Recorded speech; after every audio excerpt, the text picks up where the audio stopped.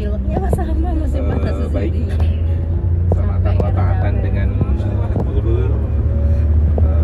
Izinkan Fakir sekedar mungkin cerita ya saja tentang di Iskandaria dan asbaul wurudnya kita ketemu dengan al-alim al-arif billah al-muhaddith Muhammad bin Ibrahim Abdul Ba'id Al-Kattani Al-Husaini. Jadi ada itu Al-Husaini. Beliau adalah yang memegang sebenarnya a'la sanad lil Buddalil Imam Al-Busairi. Jadi kata-kata al-allamah dengan al-muhaddith saya rasa itu bukan hanya sekedar gelar ya, tapi memang i'tiraf ya para ulama-ulama atas keprofesionalannya dan keahliannya dalam bidang tersebut. Pertama, beliau adalah seorang al-muhaddith. Kemudian saya mungkin lebih banyak juga mengatakan al-arif billah. Itu kan istilah-istilah sufi ya. Kalau al-muhaddith itu kan akademisi ya, akademisi bahwa beliau adalah seorang muhaddith. Nah, untuk hanya sekedar untuk memberikan syahadah, memang guru-guru beliau, saya sengaja nyebut kemarin salah satu guru beliau adalah Syekh Yasin Al-Madani. Makanya langsung beliau, ya itu guru saya. Terus saya sebut juga Syekh Muhammad Al-Hafidh At-Tijani. Dia juga beliau adalah guru saya. Nah, itulah sebenarnya sebab urutnya kita dipertemukan dengan beliau. Jadi berapa kali kalau saya datang ke Mesir, saya sering ikut wirid di Zawiyah Tijaniyah di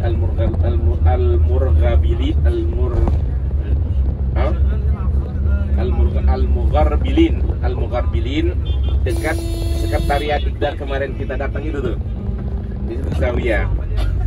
Nah, kalau Mama Anis terkesan itu istrinya itu sangat lembut sekali, padahal orang Mesir kan ya, mungkin Kak Wildan tahulah orang Mesir gimana, tapi lembutnya bukan main.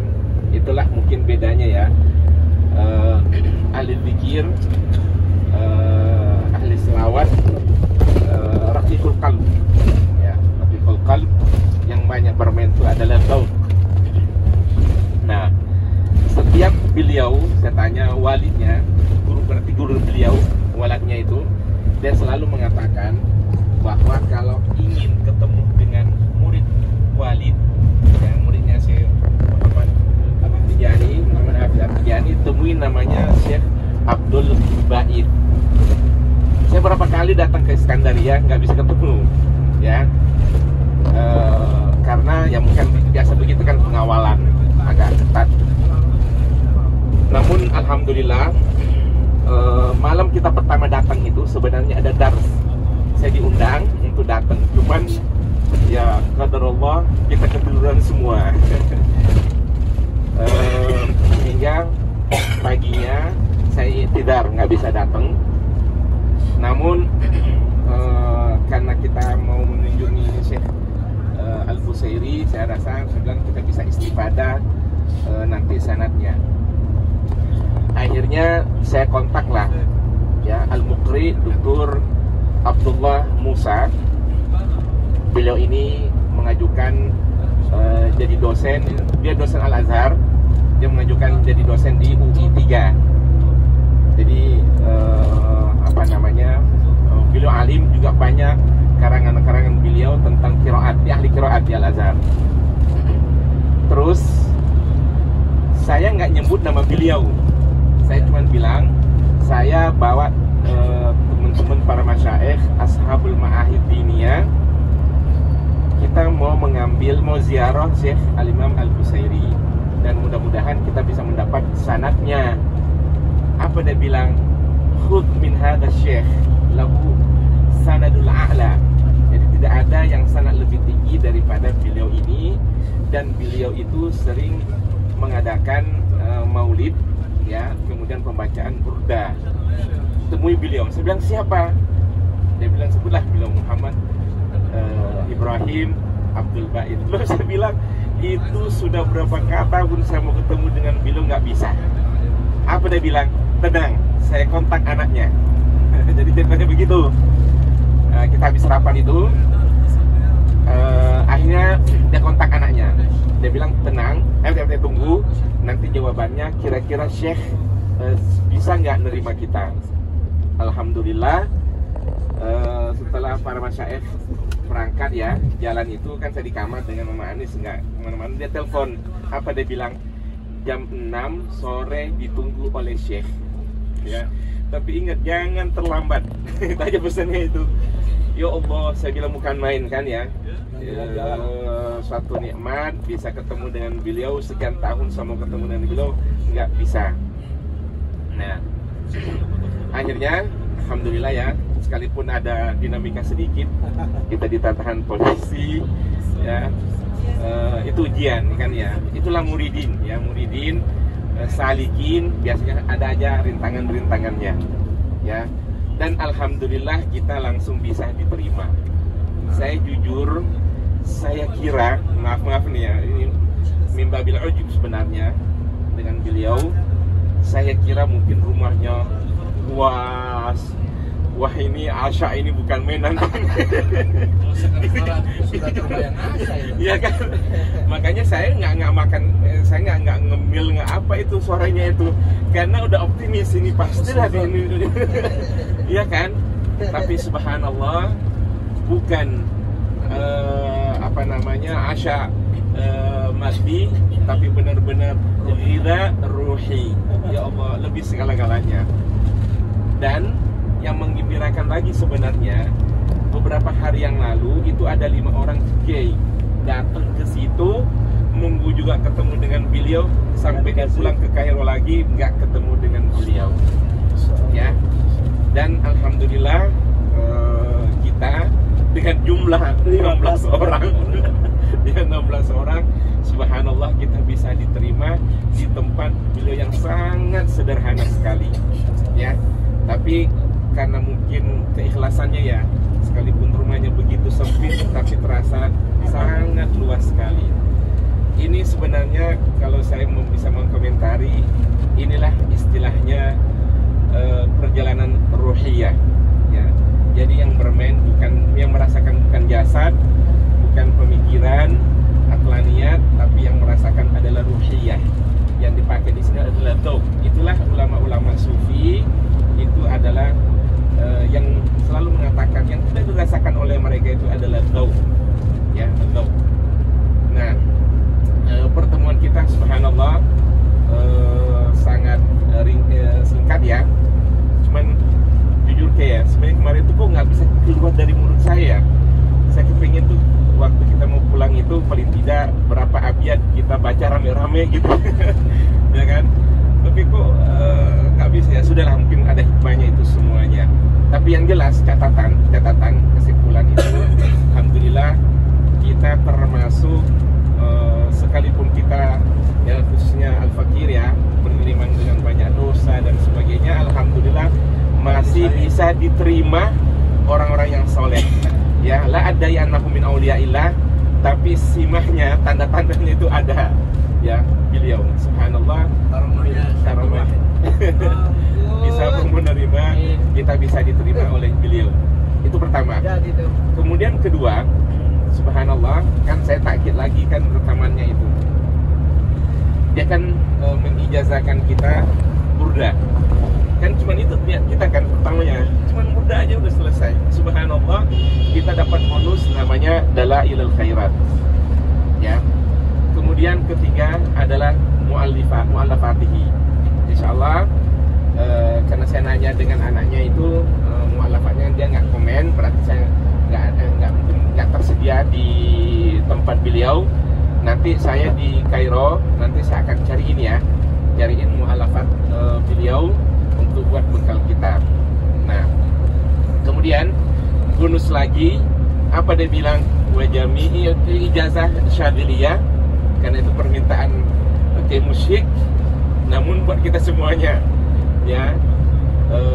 Dan ini perlu catatan, bahwa tarekat Syadziliyah itu sekian banyak saya mendengar bahwa Syadziliyah itu salah satu tanda-tanda wiridnya itu adalah ta'lim wa ta'allum.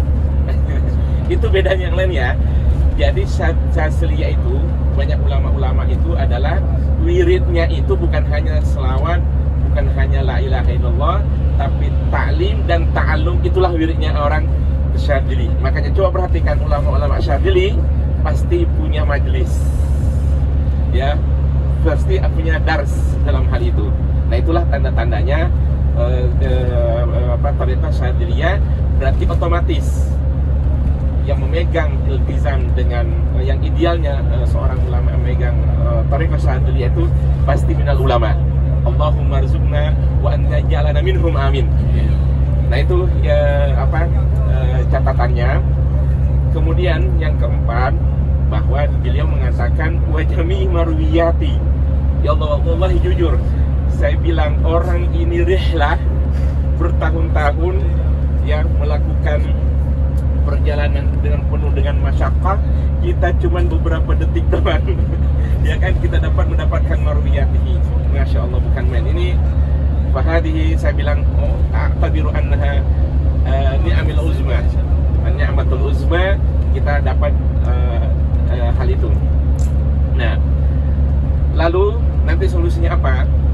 Saya mengusulkan supaya kita tetap ada ittisal mustamir, ittisal ruhi insyaallah ya.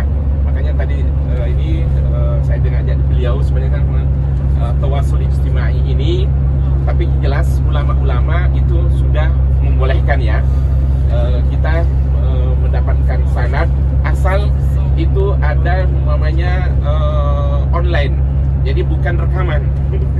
Itu bisa diakui ya, bisa diakui. Umpamanya kita ittisal dengan Zoom umpamanya itu bisa, karena di saat yang sama, jadi insya Allah dengan medsos, dengan teknologi dan IT yang ada, insya Allah kita benar-benar menjadi murid beliau ya, termasuk murid-murid salik beliau. Maka perlu nanti kita agendakan, nanti saya komunikasi dengan anaknya, putranya. Berarti kita umpamanya kita bikin schedule ya, tiap minggu atau sekali sebulan ya, kita menghatamkanlah salah satu kitab dengan beliau, ya kan, kunci-kuncinya saja. Karena saya yakin bahasa beliau dengan kefasihannya, ya kan ya, kemudian cukup bayannya itu ya, beliau sangat bagus sekali, seperti apa yang disampaikan Kiai Musyfik ya, dengan memberikan hujjah wal burhan wal istidlalnya itu bukan main ya. Karena memang yang sekarang tidak kita temukan dalam buku-buku itu adalah at-tafsir al-irsyadi, at-tafsir sufi. Jadi sebenarnya ulama-ulama itu banyak mengatakan udah hilangkan kata-kata sufi, karena kata sufi banyak yang alergi gitulah. Jadi makanya kita ganti itu namanya at-tafsir al-irsyadi ya, at-tafsir al-irsyadi. Hal ini bisa yang menafsirkan itu yaitu ahli dzauq. Nah, kelebihan beliau lagi ini, beliau bukan hanya dari ulama-ulama ahli zikir, tapi memang juga seorang akademisi ya. Karena guru-guru beliau itu termasuk ulama-ulama yang muktabarah. Nah, ini yang satu kelebihan beliau. Nah, makanya paling tidak nanti semua karangan-karangan beliau tinggal kita nanti minta ngaji lah dengan beliau, sehingga bukan hanya sekedar ijazah kepada kita, insya Allah itu ya, tentu itu lebih-lebih kuncinya kita udah dapat, karena kita udah dapat ijazah syafawiyan dengan beliau langsung. Nah, tapi perlu segi akademisi, kitabnya harfan biharfin gitulah, harfan biharfin dengan beliau. Insya Allah yang jelas untuk di Iskandaria ini beliau sangat dikenal, Dr. Yusri ya. Untuk di Kairo kalau datang pasti dengan beliau. Kemudian karena dia Al-Husaini ya, Al-Qahtani, beliau itu banyak juga senat-senatnya sebenarnya di Maroko, ya. Karena Imam Asyadili kan aslinya orang Maroko, Imam Al-Busairi itu aslinya orang Maroko, jadi punya kaitannya. Nah, saya perhatikan ya, dalam dunia ulama-ulama tasawuf itu hampir semua maghrib itu selalu ke Iskandaria. Lebih banyak yang menyebut Iskandaria ketimbang Kairo. Pertama di antaranya, nggak tahu ya, Iskandaria itu mungkin menjadi kayak Madinatul Aulia, karena setiap kota itu di ini mungkin di Yaman Hadatul Maut. Kalau di Mesir itu adalah Iskandaria. Kalau di Maroko namanya Fes. Jadi memang masing-masing ada Allah pilih. Kalau di Jakarta, di Indonesia apa? Demak, ada Sunan Kalijati di sana. harus minta sana. Ya, seperti itu. Nah, salah satu secara di segi geografis ya, segi geografis karena dia pelabuhan. Ya, karena pelabuhan, karena mungkin di saat itu adalah transportasi yang paling canggih dan paling mudah di saat itu mungkin adalah laut. Maka itu diantaranya kenapa Iskandaria itu menjadi multaqal aulia, ya. Multaqal aulia, multaqal ulama itu adalah di Iskandaria. Jujur ya, kita di Kairo dengan Iskandaria kayaknya bertahan di Iskandaria ya. Nah, cuman saya belum masuk ke tempatnya dimasuki oleh Kewildan. Sebenarnya kalau semalam saya dijapri sama Kewildan, saya juga mau malam-malam. Oh, atau enggak?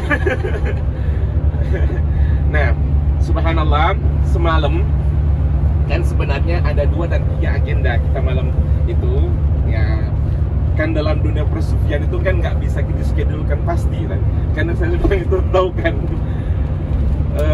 Setelah itu sebenarnya Isya itu kita ditunggu ketemu dengan Syekh Ala Mustafa Naim Al-Azhari. Beliau masih muda, ya kan ya. Beliau murid-murid, ya diantaranya Syekh Muhammad Alwi Al-Maliki, Al-Buti, ya kan, yang kayak gitulah, Syekh Ali Jum'ah dan sebagainya. Beliau ini alim beliau. Beliau sudah mensyarah tafsir Jalalain 2 jilid, tapi setiap marahil itu dibagi 3, marahil ibtidaiyah, marahil mutawassithah, marhalatul uliyah. Itu tafsirnya. Jadi itu bagus sekali dan termasuk Riyadhus Shalihin. Nah, saya bilang, kenapa dia ditoba'ah? Coba lihat orang pintar di sini. Apa dia bilang? Karena tidak ada pendanaannya. Jadi cukup dia toba'ah 50 dan lagi bagi-bagi. Karena bukan untuk tijarah, liwajhillah. Subhanallah, beliau. Nah, mereka tuh nunggu kan sebenarnya kita cuman komunikasi, dan polisi kita kan harus laporan lagi, repot banget.